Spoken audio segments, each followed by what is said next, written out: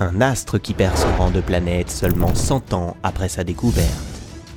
Attendez, ça, hier, planète, aujourd'hui plus planète, ça pas logique. Pas une, mais 2 explosions nucléaires capables d'anéantir toute forme de vie. Des chercheurs ont repéré des nuages à la surface de Pluton. Qu'est-ce qui aurait pu provoquer ces nuages sinon une explosion nucléaire ? Des infrastructures titanesques qui bordent un océan de glace. C'est la preuve qu'il y a eu ou qu'il y a encore une activité industrielle intense sur Pluton. Si la NASA ne veut plus que Pluton soit une planète, c'est qu'ils ont des choses à cacher.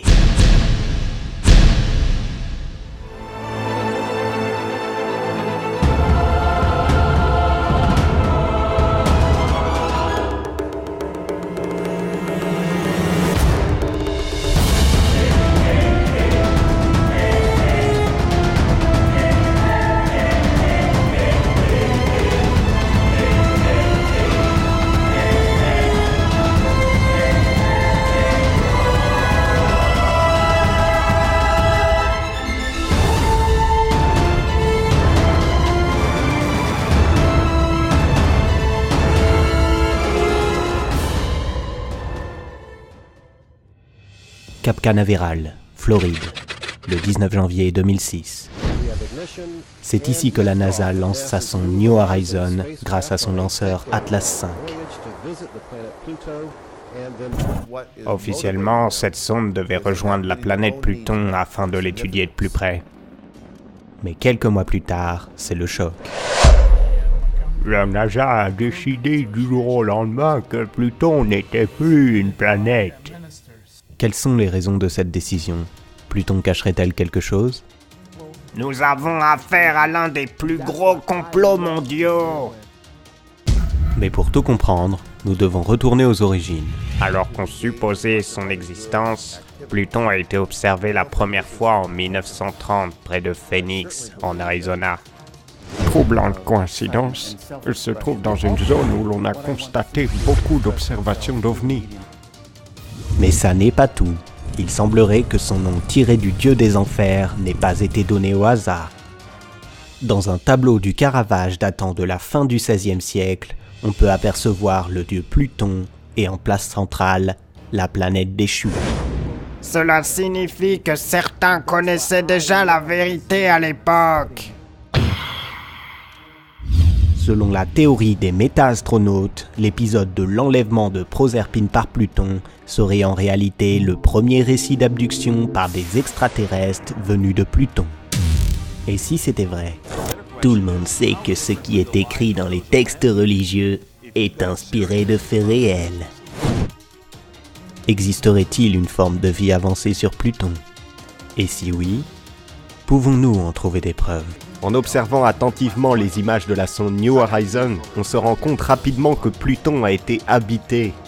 Des superconstructions, des axes de circulation pour véhicules motorisés. Pourtant, tout ceci a été détruit. Qu'est-ce qui aurait pu causer la fin de Pluton ? En nous déplaçant plus vers l'est, nous avons trouvé notre réponse. Des astroblèmes telluriques à cavité circulaire, autrement dit, des cratères.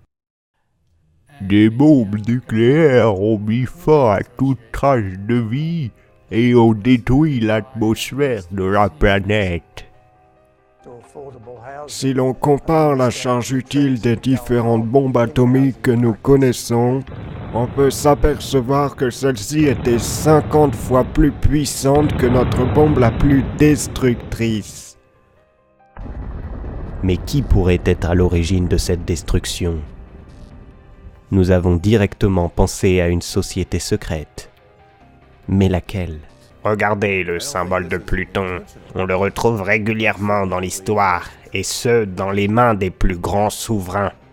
Et à quelle société secrète appartiennent-ils tous ? En effet, les Illuminati. Pluton signifie le riche en latin.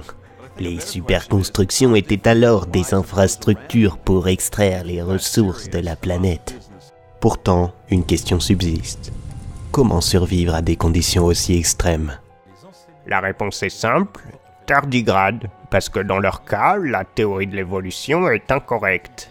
Comment ça, elle est incorrecte? Regardez sur Wikipédia et vous verrez qu'elle est incorrecte. D'accord, vous m'avez convaincu. Elle est incorrecte. Elle est incorrecte! Récapitulons. Un astre à la périphérie du système solaire, idéal pour une organisation secrète. L'avantage, c'est qu'elle est tellement loin, du coup, personne ne la voit. Des superconstructions et des autoroutes pour extraire et déplacer les ressources naturelles. Des abductions par des extraterrestres et des tardigrades esclaves des Illuminati.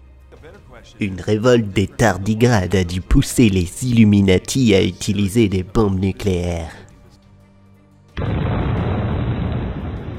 Et si cette planète était en réalité une sorte de station-service pour les vaisseaux extraterrestres?